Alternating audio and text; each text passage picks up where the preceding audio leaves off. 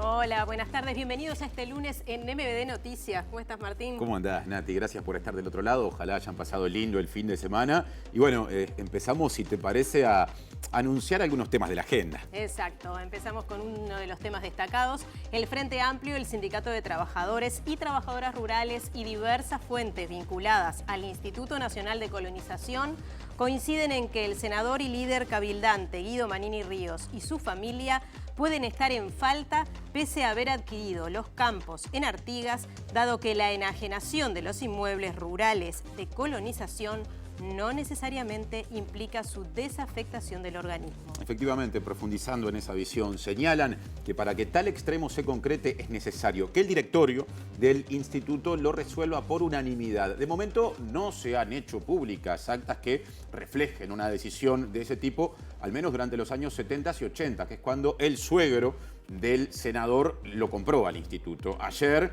al hacer sus descargos, Manini Ríos citó tramos de documentos de compra-venta, pero no de las actas que deberían respaldar tal decisión. Los títulos ahora. Exacto. Comando del No bajó a Jorge Gandini del último debate por la LUC con Alejandro Sánchez. Gremio de ANCAP deslindó responsabilidad por propaganda a favor del sí en antorcha de refinería. SMU en conflicto. Peligran 500 empleos médicos con la propuesta de transición tras el cierre de Casa de Galicia. Fiscalía investiga la denuncia de agresión a una docente de la Universidad de la República en Boliche, en El Prado. ANCAP espera informe de la URSEA para ver si tiene que aumentar de nuevo el precio de los combustibles a fin de mes. Productores familiares están sufriendo el aumento de los combustibles. Vecinas y vecinos del oeste de Montevideo reclaman por la llegada del saneamiento. Comienzan esta noche los debates organizados por la Universidad de la República con apoyo de TV Ciudad sobre la ley de urgente consideración. Fiscalía citó a declarar para mañana al Departamento de Violencia en el Deporte a jugadores de Nacional y Wanderers por los incidentes en la cancha, mientras ayer disputaban el partido. Ataques contra la población se recrudecen en Ucrania con un bombardeo a un centro comercial de Kiev.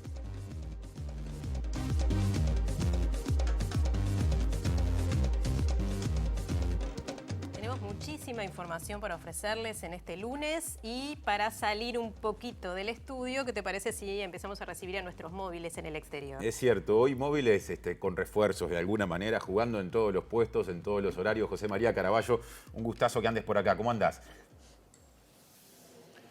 ¿Qué tal, Martín, Natalia? Buenas tardes y saludo para todos. Un móvil de peso, dirían algunos por allí. Estamos en el Palacio Legislativo porque hace un ratito nada más terminó una reunión de la bancada de senadores y senadoras del Frente Amplio. Entre otras visitas estuvo hoy el director, justamente por esa fuerza política en representación del Frente Amplio en el Instituto Nacional de Colonización, el ingeniero Andrés Berterreche. Ustedes lo explicaban muy bien en la portada de MBD Noticias, la situación de Manini Ríos, si es colono, él y su familia o no. Bueno, se estuvo analizando en esta jornada.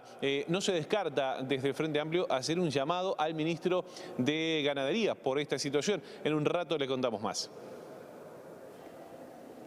Estaremos esperando entonces esa profundización de esta noticia. Exactamente, una noticia que es evidentemente de las más comentadas, un tema que es de los más comentados desde el viernes cuando ya lo habíamos tenido. Ahora Luca Veloz en nuestro segundo móvil de hoy por orden de presentación simplemente. ¿Cómo te va, Luca? ¿Cómo te va, Martín? Un saludo también para Natalia. Estamos en la casa Bertolt Brecht porque a días de este referéndum contra los 135 artículos de la ley de urgente consideración, las familias organizadas de la escuela pública organizaron un debate aquí, una mesa en la casa Bertolt Brecht sobre los alcances del artículo 127 de la ley de urgente consideración y los efectos que tiene sobre los niños y niñas. En estas mesas están presentes, por ejemplo, el doctor Pablo Martínez, quien ya hizo uso de la palabra, también el presidente del Frente Amplio, Fernando Pereira, en representación de la campaña por el sí está Fernando Gambera y también el maestro Héctor Florit por la Red Pro Cuidados está haciendo uso de la palabra en este momento. Margarita Perkovich y la maestra Mónica Suárez ya hizo uso de la palabra por la FUNTEP. En un rato nada más vamos a estar ampliando sobre esta mesa y los alcances del artículo 127 de la Ley de Urgente Consideración. Bueno, muy bien. También estaremos entonces esperando que nos cuentes un poco más, Luca, desde allí. En instantes tendremos, hablando de los temas más destacados, al senador del Frente Amplio, Alejandro Pacha Sánchez. Pero bueno, hay muchos asuntos arriba de la mesa. Vamos a empezar por alguna cosa que se dijo en las últimas horas. Nuestro pueblo está respondiendo en todo el país y termina en el interior del país nuestra caravana. Lo que realmente está a referéndum es el cambio que votaron los uruguayos. Porque aquí el Uruguay votó el cambio.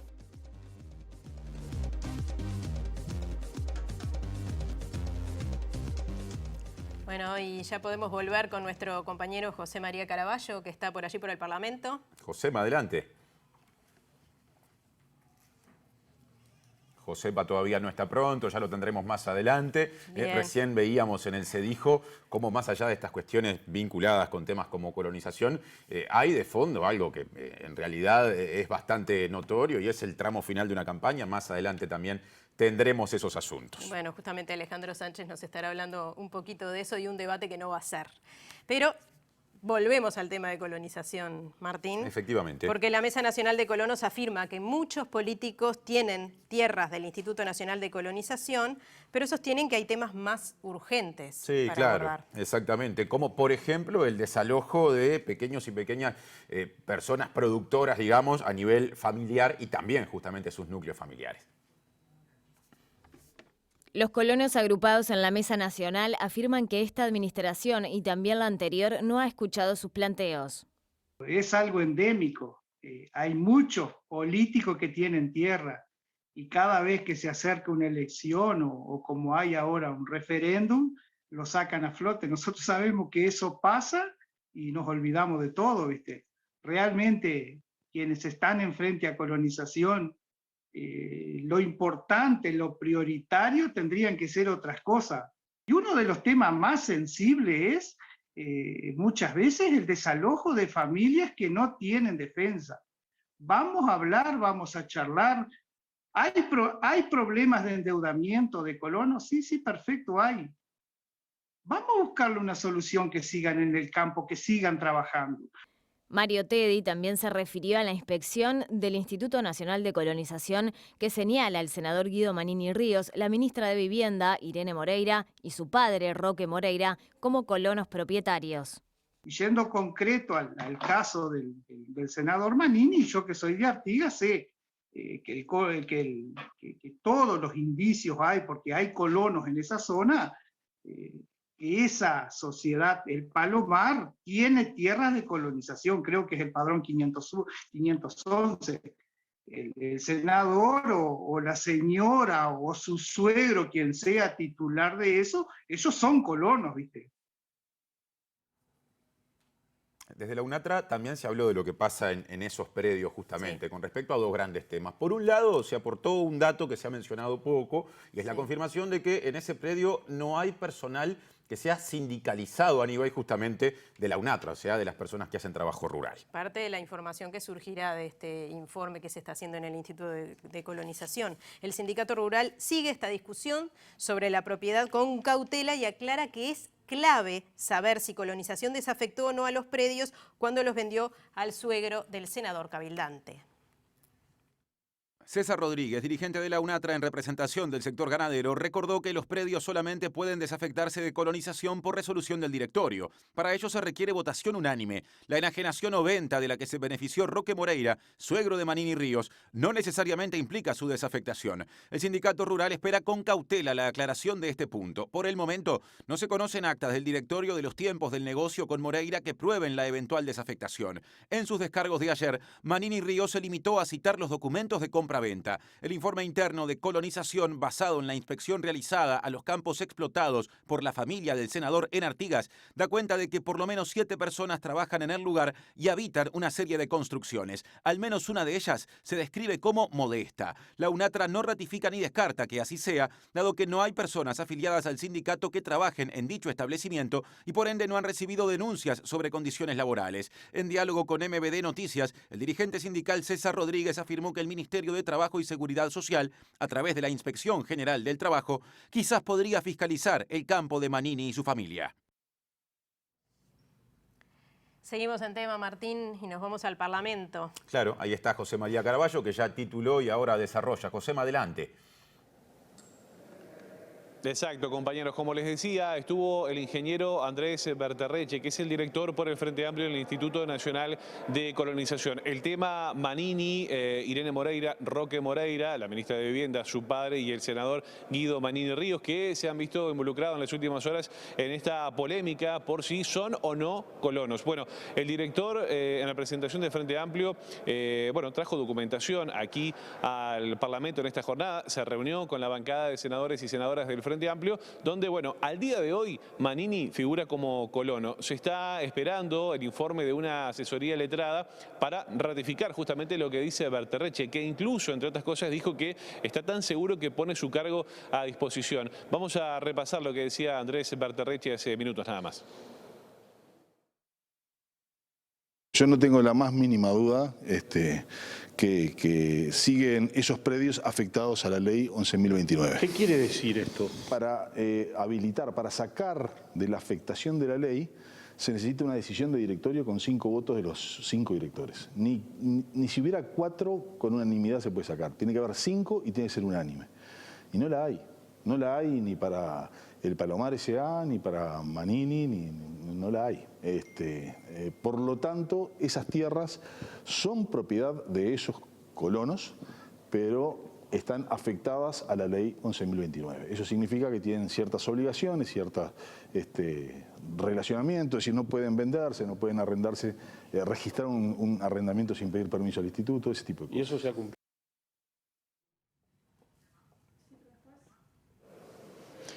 Bueno, allí estaba entonces la palabra del ingeniero Andrés Berterreche a la salida de la reunión que mantuvo con los senadores y senadoras del Frente Amplio. Luego hubo conferencia de prensa por parte de legisladores frente amplistas, es el caso de Enrique Rubio y Lilian Quechichian, que entre otras cosas decían que, hasta que no se presente una documentación clara sobre lo que dice Manini se deslinda de esta situación, niega su condición de colono, lo hizo en una carta publicada inclusive, valga la redundancia, en las redes sociales. Hasta que no se presente esa documentación, entonces, hay que aclararlo, decía la senadora Lilian Quechichian. Rubio, por su parte, decía también que, si esto no se aclara, va a afectar la honorabilidad del senador Guido Manini Ríos. Entre otras cosas, el Frente Amplio no puso plazos, pero no descarta citar al ministro de Ganadería, Fernando Mato, a propósito de esta situación que, se ha dado en las últimas horas y que ha generado muchísima polémica, incluso, críticas al senador Guido Manini Ríos y también de Manini Ríos, incluso a la prensa, acusando a quienes han informado, quienes hemos informado sobre este asunto como sicarios del periodismo. Eso fue a grandes rasgos lo que pasó aquí en el Palacio Legislativo. Bueno, muy bien. Muchas gracias, Josema. Y seguimos en el Parlamento porque tenemos ahora un contacto con el senador Alejandro Pacha Sánchez, Pacha más conocido así. Exactamente, del Movimiento de Participación Popular, del Frente Amplio, aludido de alguna manera a ese sector por Manini el viernes pasado. Sánchez, bienvenido a MBD Noticias. Buenas noches, ¿cómo andan? ¿Andan bien? Estamos llegando a Montevideo nosotros y por eso salimos aquí del auto, tenemos que parar un rato para conversar con ustedes. No hay inconveniente. Desafectación y enajenación son cosas distintas y en tal caso, ¿por qué y cómo se establece la diferencia en esta situación que se da en torno a los campos de la familia Manini Ríos Moreira? Bueno, a ver, acá hay varias cosas que están en juego. Evidentemente yo no participé de la reunión de la bancada el día de hoy, porque estaba en el interior del país. Hemos estado informándonos de la situación. Lo cierto es que aquí lo que tiene que aclarar el senador Guido Manini Ríos si efectivamente es colono y si su tierra efectivamente está afectada o no a la ley de colonización. Por la información que realizaron los servicios técnicos de colonización, eso sería así. Con lo cual ahí ingresa un tema que es importante, y es que Manini votó leyes que tienen que ver con la situación de los colonos propietarios, él sería un colono propietario, y no alertó a la Cámara con respecto a el posible, digamos, cortocircuito de interés, ¿no? Es decir, conjunción de intereses. Entonces, en ese sentido, me parece que es importante que se aclare más que andar a los griteríos o denunciando a la prensa o diciendo que periodistas son sicarios. Me parece que lo debería hacer el senador y la señora ministra de Vivienda, es hablar con claridad y exponer los documentos que ellos dicen tener. Lo cierto es que ahí estamos hablando, al parecer, de una fracción que es de colonización. Ustedes saben, en colonización hay colonos propietarios y colonos arrendatarios. En este caso estaríamos hablando de colonos propietarios, pero como la ley de colonización establece determinados criterios, por ejemplo, de que esas tierras están designadas para la producción familiar, no se puede hacer cualquier cosa en esa tierra. Uno, si es colono propietario, tiene que solicitarle al instituto para poder llevar adelante determinadas acciones, particularmente para vender. Si se compraron tierras que son del instituto y no pasaron por el directorio, claramente esas compraventas fueron nulas porque serían contrarias a la ley. Bien, senador, nos dice que está volviendo del interior, seguramente por esta campaña a favor del sí. Parte de esta campaña era este debate que tendrían el miércoles con el senador Jorge Gandini. ¿Qué pasó? Bueno, yo lamento mucho la situación que se generó con este debate. La CUTA también, obviamente ustedes, TV Ciudad, iban a transmitir ese debate. Allá organizaron 2 debates y estábamos organizando este tercero, que en un primer momento tenía una fecha que era el 16, por problemas técnicos y logísticos.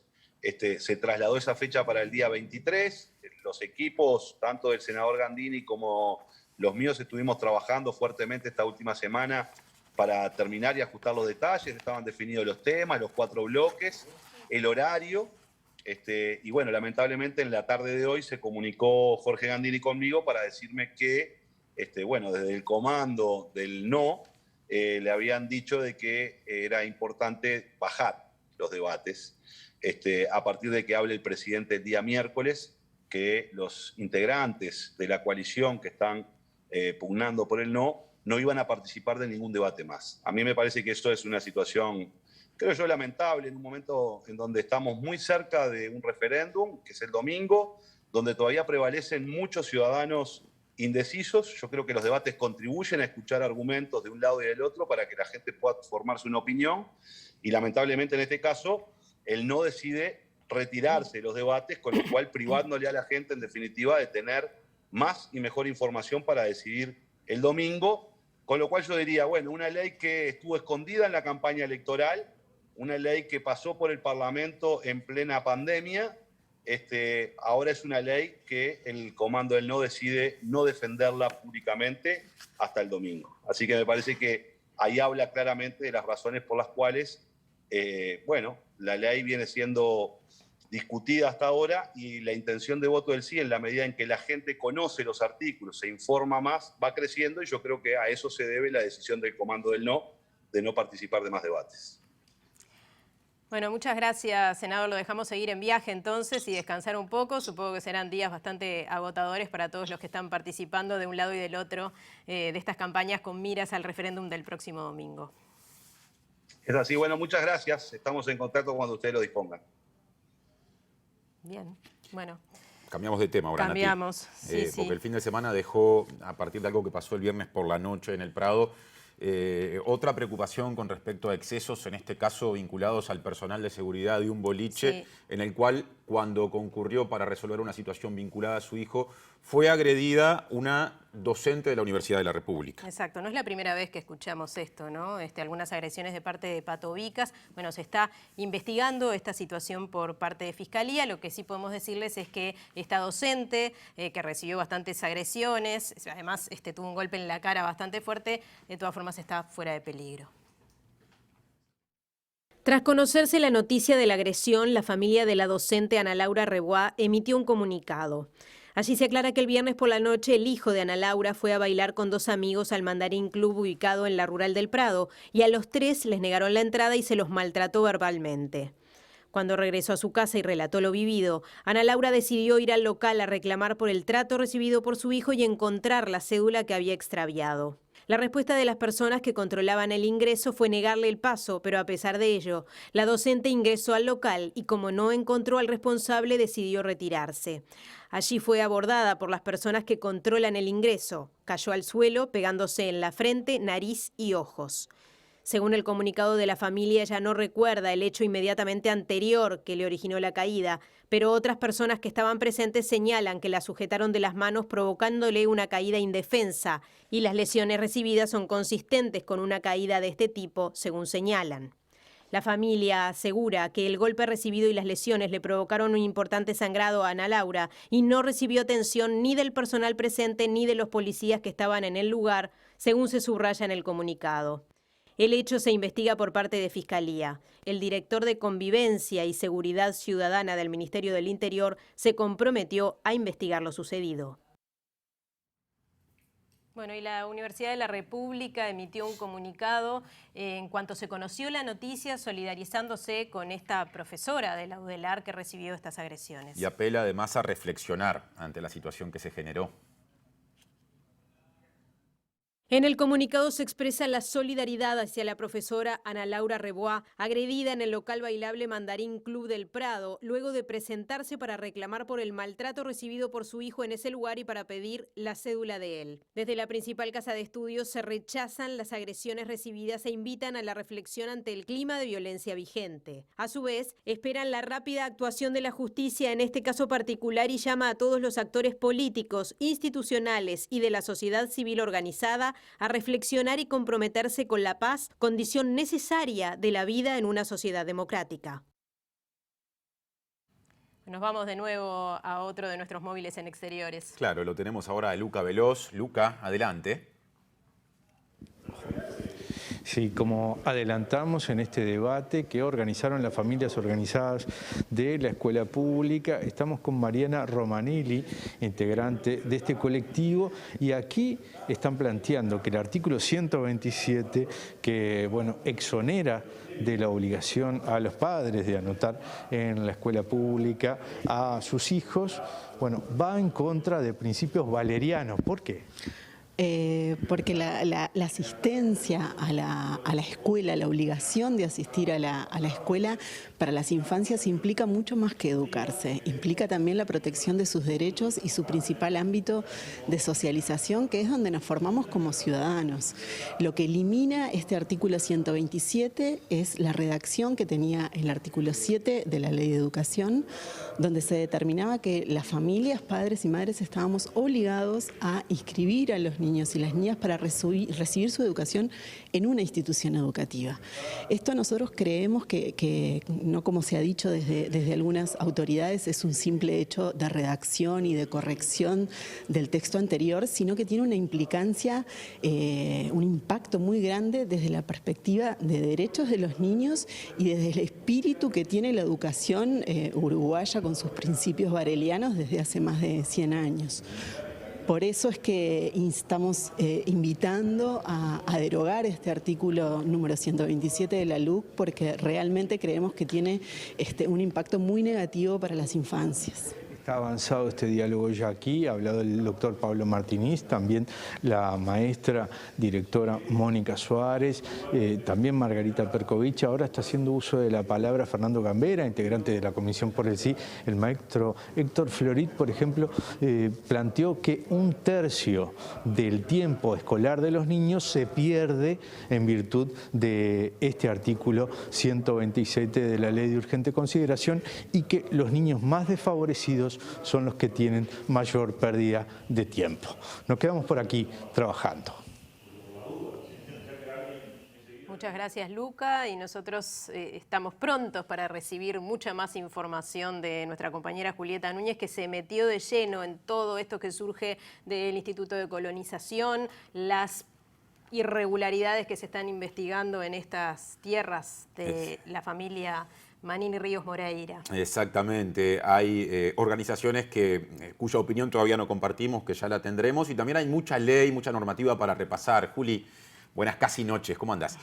Buenas casi noches, como decís vos. Bueno, sí, estuvimos tratando en realidad en este día de poder aportar algo más algo diferente a lo que venimos escuchando, a tratar de entender por qué se genera una polémica alrededor de estas tierras de colonización que hay muchos conceptos que pueden ser difíciles de entender. Tratamos en lo que va de este informativo de explicar un poco, bueno, qué es afectación, qué es enajenación, qué sucede con las compraventas, pero vamos a tratar, antes de entrar en eso, explicar un poco cuál es el rol de colonización, por qué se creó este instituto y por qué sería polémica esta propiedad de un terreno que, bueno, muchas voces dicen que está afectado por el Instituto Nacional de Colonización, o sea que esas tierras son de colonización. Y bueno, vamos a hablar un poco de las características en particular que tiene este predio, este inmueble, el 511, del que se ha venido hablando muchísimo. Si les parece, compartimos el primer informe y después desarrollamos un poco más.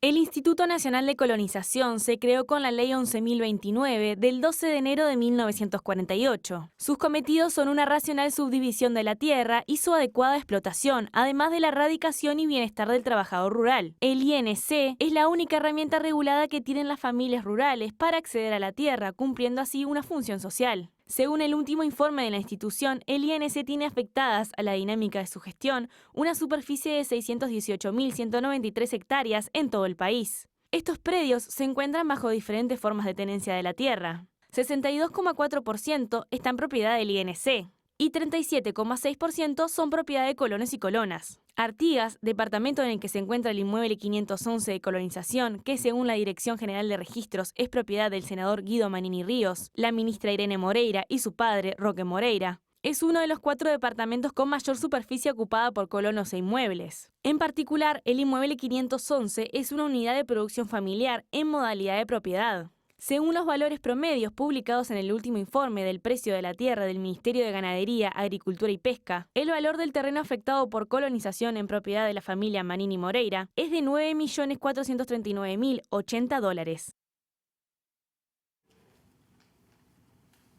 Muy bien, y ahora si me acompañan por la pantalla vamos a estar viendo en la primera placa que tenemos para compartir el día de hoy la ubicación de este terreno. En particular, como pueden ver, es un terreno que se encuentra bordeando la frontera Uruguay-Brasil. Está bien al norte, mirando el mapa de todos los terrenos afectados por colonización, es el terreno que se encuentra más al norte, está obviamente, como decíamos recién, en Artigas, tiene una extensión importante. Esto también se ha informado, es decir, no son todas las hectáreas que están siendo explotadas por esta sociedad anónima que, según la Dirección General de Registro, está bajo la propiedad de la familia Manini Moreira. Es un terreno más amplio aún que este, pero este sería el que se encuentra en la web actualmente de la Instituto Nacional de Colonización como un terreno afectado. Son estas unos más que 2.800 hectáreas. Podemos quizás en la siguiente placa, para entender un poco más y porque a veces nos cuesta conceptualizar en términos de territorio y en términos de hectáreas en el campo, cómo sería este terreno exacto que estábamos viendo en Artigas, pero en Montevideo. Como pueden ver, ocupa gran parte de nuestra capital, de la parte central de nuestra capital. Más o menos para ubicarnos, iría de norte a sur, desde el Cementerio del Norte, un poco más arriba del Cementerio del Norte, hasta la Facultad de Arquitectura. Ahora sí vamos a pasar a hablar un poquito sobre esto que tiene que ver con la afectación y la desafectación. Hay muchas voces, recién escuchábamos la de Berterreche, director por la oposición en el Instituto Nacional de Colonización, que dice que no hay un certificado de desafectación de este campo. Esto quiere decir que este terreno que estábamos viendo seguiría siendo parte de colonización, y lo que nos explicaban algunas fuentes con las que estuvimos hablando es que en realidad estas compraventas de los campos antes del 2011 se daban muchas veces sin notificar. Bueno, lo decía recién en realidad Alejandro Sánchez cuando estábamos hablando de él. Se daban estas compraventas de estos terrenos sin notificar al Instituto Nacional de Colonización. Lo que sucedió fue que en 2011 se creó la Ley de Convalidación de Títulos y por los registros que tienen también estas fuentes con las que conversábamos, no hay una convalidación de los títulos de esta venta de la que ya ha hablado Manini y ya hemos escuchado también aquí, que se realizaría desde la familia Bertis Basagoiti a la familia Moreira y posteriormente Manini Moreira. Así que, bueno, eso es de alguna manera lo que sucedió, lo que puede dar lugar a estas confusiones de las que estábamos hablando. Lo que nosotros tenemos es lo que estábamos escuchando recién y lo que podemos consultar es que no hay un certificado de desafectación que tiene las características que comentaba Berterech anteriormente y tampoco hay una convalidación de los títulos, lo que obligó de alguna manera a quienes pidieron este informe que fueran a chequear los datos de propiedad de esta sociedad anónima a la Dirección General de Registros. Ahora, si les parece, vamos a ir con un poco de lo que comentabas recién, Tincho, que es la opinión de la Asociación de Funcionarios del Instituto Nacional de Colonización. Ellos hablan en particular y han venido hablando hace mucho de estos dos artículos de la Ley de Urgente Consideración, el 357 y 358, que tienen que ver con colonización y que además complejizan un poco más todo lo que es lo político, digamos, lo que sale de la afectación y la no afectación de este terreno, porque estos artículos, entre otras cosas, permitirían que estos colonos, o los colonos en general, pero en particular ahora estamos hablando del senador Guido Manini y de la ministra Irene Moreira y su padre Roque Moreira,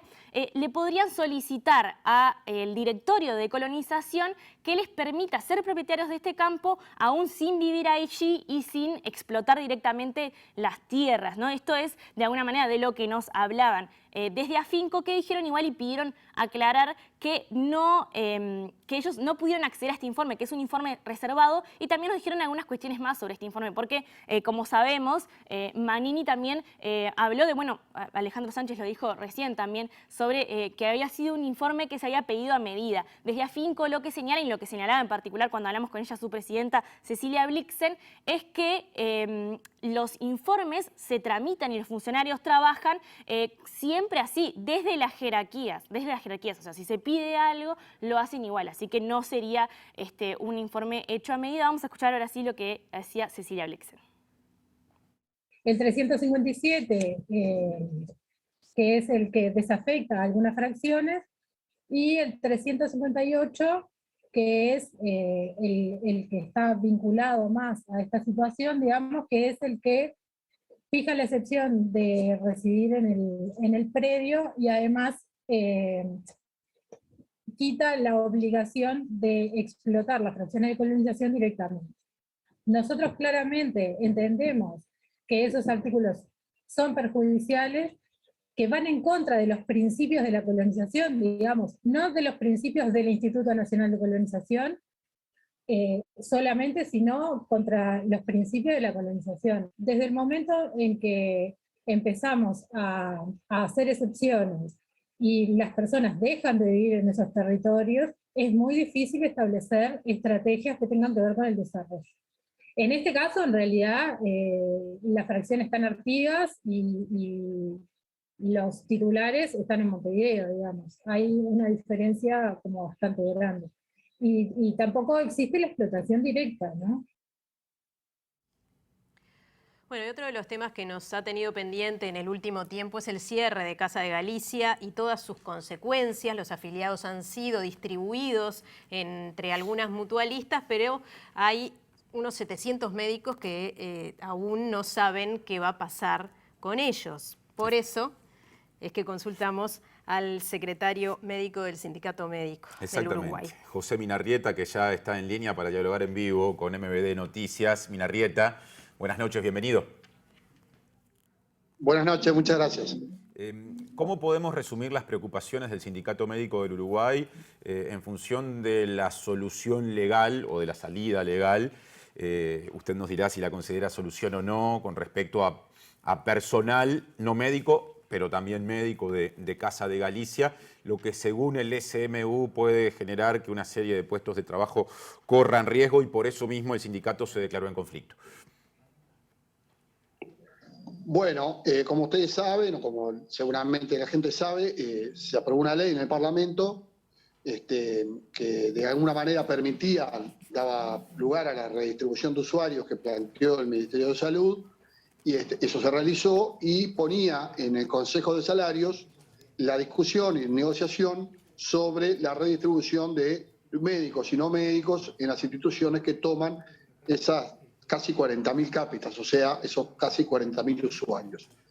Nosotros hemos empezado a discutir en la mesa que trata específicamente el tema de la redistribución de los médicos, y bueno, estamos en este momento en una situación en la cual el planteo de las empresas, o sea, esta es una negociación de consejos salarios, por lo tanto, tripartita. Está sentado el Ministerio de Trabajo, las empresas y nosotros, con participación también del Ministerio de Salud Pública. Las empresas han respondido a nuestra propuesta inicial con una propuesta que a nosotros nos preocupa muchísimo porque entendemos que esa propuesta dejaría a muchísimos médicos y muchas horas médicas fuera de la posibilidad del trabajo y además, como corolario de eso, al disminuir la cantidad de médicos por usuario en las instituciones que toman a estos nuevos usuarios, seguramente también terminaría repercutiendo en la calidad de la asistencia, tanto para los usuarios que van a la nueva institución, como para los que ya están en esa institución, al ver aumentado el número de usuarios sin el aumento, que debería tener el equipo de salud en número también. Particularmente nosotros estamos con el caso de los médicos. Esa preocupación de la propuesta de las empresas nos ha llevado a declararnos en conflicto, a declarar al Comité Ejecutivo en sesión permanente, a convocar a todas las sociedades científicas que en este momento están manteniendo una reunión virtual con el Comité Ejecutivo del Sindicato Médico. Mientras hablamos, en este momento está transcurriendo esa reunión, porque bueno, entendemos que hay un peligro para los usuarios y hay un peligro también para las fuentes de trabajo de los médicos y estamos sumamente preocupados. Minarrieta, decía que la propuesta no fue para nada satisfactoria. Ustedes habían planteado como sindicato médico al ministro de Salud tratar de llegar a que el 100% de los médicos y trabajadores de la salud fueran absorbidos por estas otras mutualistas. Algo parecido a eso es lo que dice la ley. El ministro ya había adelantado que no iba a ser posible la totalidad, pero esta propuesta se aleja mucho de eso, ¿es así? Bueno, esa es nuestra preocupación, porque una cosa es decir que algún médico con escasa carga horaria, que no depende de Casa de Galicia para sobrevivir, que tiene otros lugares de trabajo donde desarrolla la mayor parte de su desempeño laboral, no estaría incluido, por lo menos en esta primera etapa, y otra cosa es decir que médicos que dependen exclusivamente de Casa de Galicia o de que dependían exclusivamente de su trabajo en Casa de Galicia o en más de un 80 o un 60% de su retribución pertenecía a la institución que cierra, que ese grupo de colegas que empiece a quedar algunos de ellos sin trabajo es algo que no podemos aceptar y que además no estaba en los planes cuando empezó todo este tema de ninguno de los actores que estamos participando en este tema que lleva, como ustedes saben, ya muchos meses en esta etapa. Bien. Bueno, muchísimas gracias, doctor José Minarrieta, secretario médico del SMU. Obviamente esto sigue, ojalá se acerquen un poco más las partes y se logre una solución en este sentido. Bueno, estamos todos esperando eso, les agradecemos mucho la nota y bueno, estamos a las órdenes. Gracias. Cambiamos de tema ahora, Nati. Sí, nos vamos a conocer qué es lo que sucede en el resto del mundo. Eso mismo.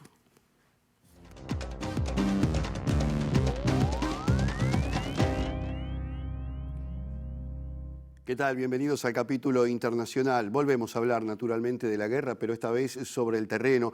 El presidente ucraniano, Volodymyr Zelensky, dijo que de ninguna manera va a aceptar su país el ultimátum que le dio Rusia hasta estas horas para que entregue el estratégico puerto de Mariupol sobre el mar de Azov. Este es el segundo puerto más importante de Ucrania y el principal sobre ese mar al que prácticamente ya Ucrania no tiene acceso y que forma parte de la región del Donbass que reclaman los rusos.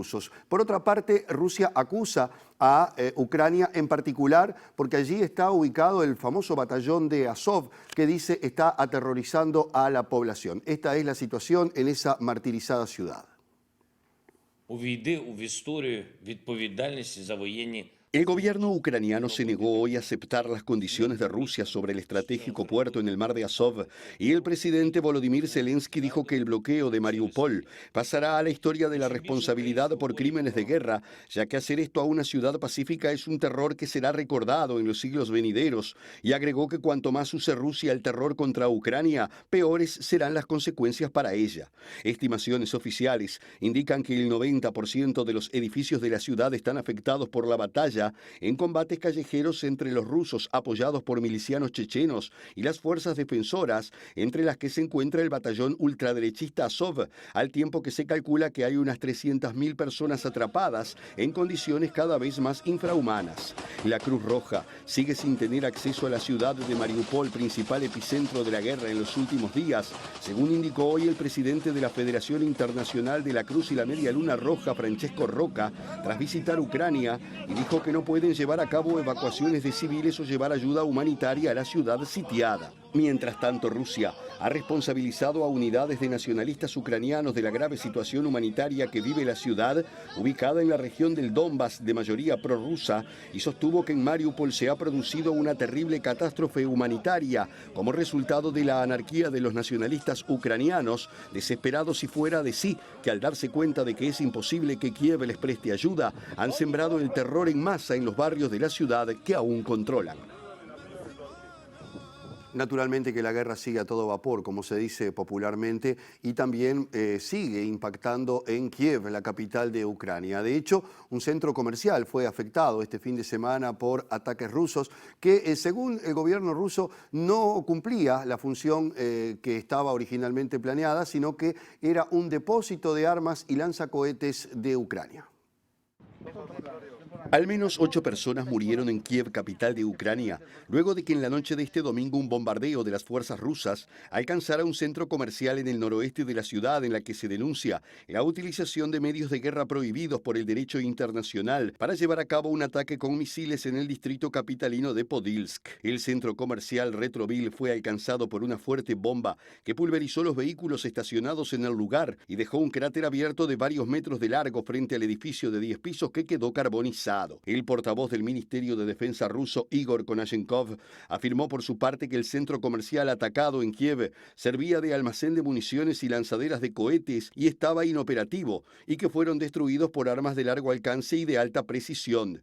Konashenkov aseguró que en las afueras de la capital ucraniana las unidades nacionalistas utilizaban como escudos edificios residenciales para disparar contra las tropas rusas desde sistemas de lanzamiento de cohetes múltiples, y que fue la inteligencia rusa quien confirmó las coordenadas de los sistemas de lanzamiento ucranianos a través de varios canales, y también reveló la ubicación del almacén con municiones propulsadas para cohetes.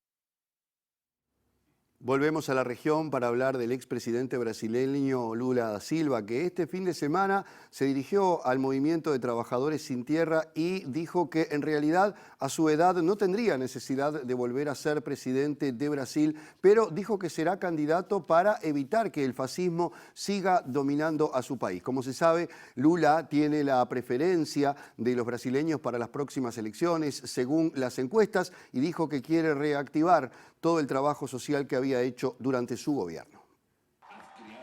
El líder del PT y máximo favorito en todos los sondeos de cara a los comicios en los que enfrentará al presidente Jair Bolsonaro visitó este sábado un campamento del movimiento de los sin tierra. ¿Por qué un tipo como yo, que ya fue presidente, está pensando en volver?, se preguntó ante 1 millar de militantes, y respondió que precisa ser candidato no por arrogancia, sino porque nunca antes este país precisó tanto a un gobernante que piense de verdad en el pueblo.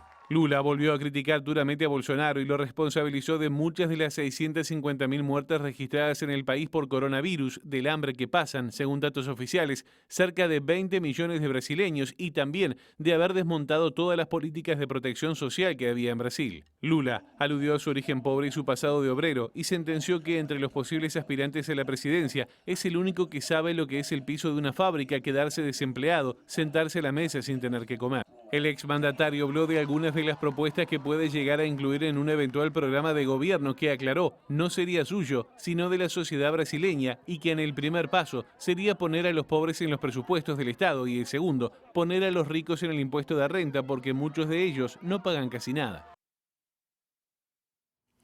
Bueno, nos vamos a una tanda, Martín. Así Tenemos bastante más para compartir después. Por ejemplo, una carta del presidente de FANCAP al presidente de la República por algunos comentarios de 2 senadores hacia su persona. Sí, ese es uno de los temas que vamos a tratar. También una situación que se generó con FANCAP y el directorio de ANCAP, por la refinería o en la refinería de La Teja. Falta poco para que URSEA actualice el informe de precio de paridad de importación. Ese es todo un tema. Y aparte les cuento que pegadito, como siempre, a MBD Noticias Central estará al lado de él. Le mandamos un abrazo a Wilmar Amaral, que hoy no estará, así que voy a la cancha. Va a estar nuestro querido compañero Martín Rodríguez. Muy bien representado, Wilmar, aunque te extrañamos. Exactamente, el honorario viene para mí. Habrá un tema vinculado a la agenda de la inclusión, de la salud pública también. Es el Día Mundial del Síndrome de Down. Exacto. Y bueno, tendremos mucha cosa, entre otras cosas un precioso testimonio. Pero bueno, primero lo que falta, la pausa y estamos.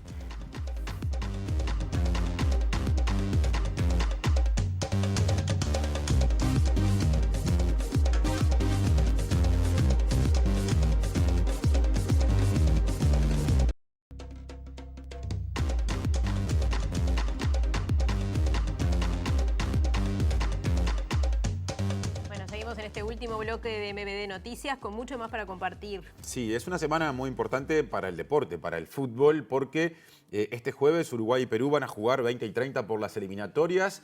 Uruguay, en caso de ganar, es muy probable que clasifique al Mundial, o clasificará, mejor dicho, al Mundial. Y la novedad es que TV Ciudad lo va a pasar en vivo el partido. Perfecto. Así que a agendarlo, ¿no? Terminamos a las 20 con MBD Noticias Central, Sí. Y después del momento del lado B, bueno, llegará el partido en esta pantalla. Perfecto, una noticia buenísima, ¿no? Para abrir esta pantalla y que puedan acceder todos a este partido de la selección uruguaya, este partido clave. Exactamente, un partido muy importante. Ojalá después el viernes estemos acá hablando de la clasificación al Mundial de Qatar.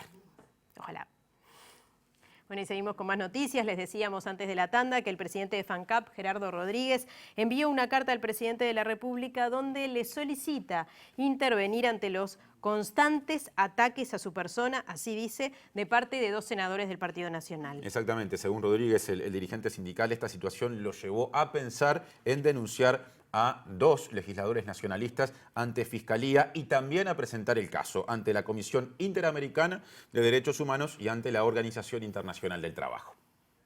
En su misiva, el presidente de ANCAP cuestionó los permanentes agravios que sufre de parte de los 2 legisladores nacionalistas, en particular tras el intercambio que tuvo con el mandatario en la ciudad de Minas sobre el futuro del sector de Portland de ANCAP. Según Rodríguez, desde hace tiempo su familia y él padecen el ataque permanente, la persecución y los agravios del senador Sebastián da Silva, a los que en los últimos días se sumó la senadora Graciela Bianchi. Este hecho potenció el nivel de agresividad, malicia, violencia, mentiras y odio hacia su persona, dijo Rodríguez. El dirigente sindical recordó la frase del presidente, firme con las ideas, suave con las personas, y aseguró que estas son las oportunidades para demostrar que los postulados políticos se enmarcan en la ética y no la demagogia. La práctica inquisidora debe erradicarse de la política. No es legítimo enchastrar impunemente a las personas en la plaza pública de las redes sociales y menos hacerlo desde posiciones de poder. No vale todo, señor presidente, escribió Rodríguez, por lo que le solicitó que asuma la responsabilidad de poner un límite a esos agravios. Rodríguez afirmó que pensó en realizar una denuncia en fiscalía contra ambos senadores, ya que los fueros parlamentarios no les permiten agredir, tergiversar o intentar amedrentar a través de sus supuestas pesquisas secretas e inconstitucionales a representantes de instituciones de la sociedad civil. Y aseguró que incluso analizó denunciar a ambos legisladores ante la Comisión Interamericana de Derechos Humanos y ante la OIT.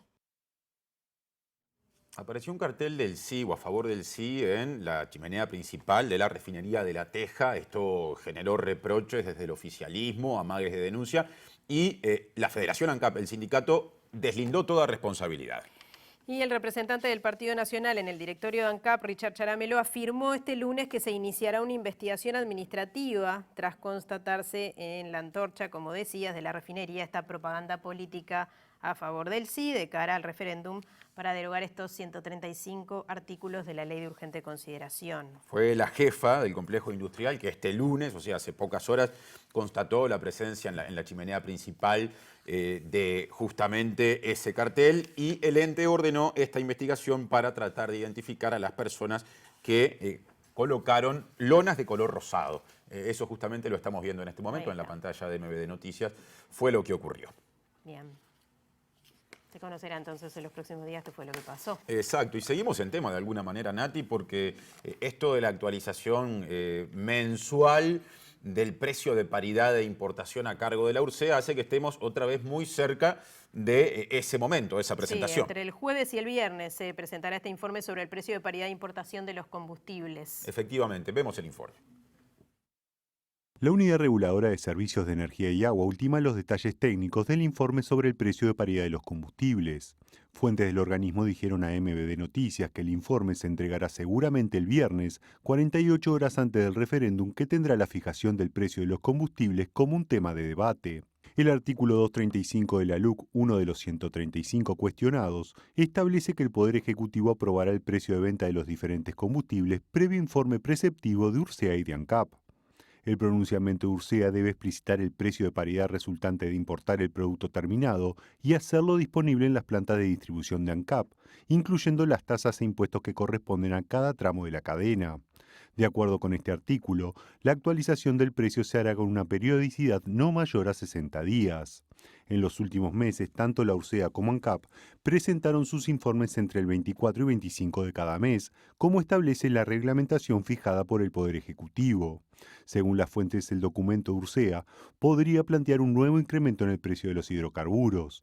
Esto porque el informe de febrero fija el precio de importación del petróleo en $94 por barril, al tiempo que el promedio en marzo se ubicó entre los 100 y $110 el barril. Y el vicepresidente del ente, el nacionalista Diego Durán, dijo que por el momento ANCAP no está evaluando subir los combustibles. Según explicó el jerarca, el precio de referencia de venta que tiene la empresa hoy es $96 el barril y ya manejan un porcentaje. No hemos recibido todavía ningún comunicado de la URSEA, todavía no hemos elaborado tampoco los números desde ANCAP. Hay una situación sí de volatilidad, pero como ya pasó en el pasado, hemos sido transparentes y hemos, con una espalda de ANCAP y con una gestión eficiente, amortiguado precios, porque esas ganancias que hizo la empresa se volcaron en forma directa a los precios al público. Con respecto a las crisis mundiales de combustibles por el conflicto de Ucrania y el bloqueo a la producción de Rusia, el director Durán aseguró que Uruguay está cubierto por el sistema de abastecimiento. ANCAP tiene un stock para 30 días, pero con su ciclo de compra y refinación cubre en total 3 meses. Nosotros tenemos stock y lo que tenemos es una forma que comenzó en el año 2017, que compramos cada 30 días en un sistema transparente, en un tender que sacamos y que compramos al más barato. No tenemos contrato a precio fijo, con lo cual esa forma transparente de comprar cada 30 días es nuestra forma de comprar y de adquirir el crudo. Bueno, Martín, nos estamos yendo. 21 grados a esta hora en Montevideo. Llegó el otoño. Llegó el otoño. Ahora sí. Ya está. Llegó y se hizo saber. Nos metimos en la media estación. Hay lindos planes para la pantalla de TV Ciudad que ya estaremos compartiendo. Antes justamente actualizamos lo que prevé Inumet. Mañana, bueno, decía recién Nati, ¿no? Llegó el otoño y se nota. Bueno, mañana se va a notar más, aunque el otoño a veces tiene mucho sol. Ahora empezamos con la alternancia. Mañana va a desmejorar en Montevideo y área metropolitana. Ustedes lo ven, precipitaciones esperan, mínima 14 grados, máxima 25. Y las precipitaciones siguen porque el miércoles hay también lluvias con una máxima de 25 y una mínima de 16 y el jueves anda por ahí. Exactamente, parecido. La mínima es más baja, 10 grados de mínima, la máxima 23 y ustedes ven cómo la nube y las gotas se repiten, así que una semana que tendrá mucha lluvia, por lo menos hasta el jueves. Decía recién que es una jornada con cosas muy interesantes en la pantalla de TV Ciudad, no lo digo por MBD Noticias, tampoco por el lado B del que ya les hablamos que ya viene, sino porque además de la propuesta periodística habitual, habrá una linda excepción que después se va a repetir, pero empezando por lo que pasará hoy a las 10 de la noche. Exacto, a las 22 horas comenzaremos este ciclo de debates hoy y mañana en la FIC. Debates organizados por la Universidad de la República. Los temas serán economía, vivienda y educación. Así que, bueno, nada, para llevar un poco de información a la gente, Rosina Mallarini y Leo Lagos estarán en la conducción de estos debates hoy y mañana 22 horas. Moderando y preguntando también. Exacto. Bienvenido eso. Seguimos en contacto. Chau, Nati. Hasta mañana. Hasta luego.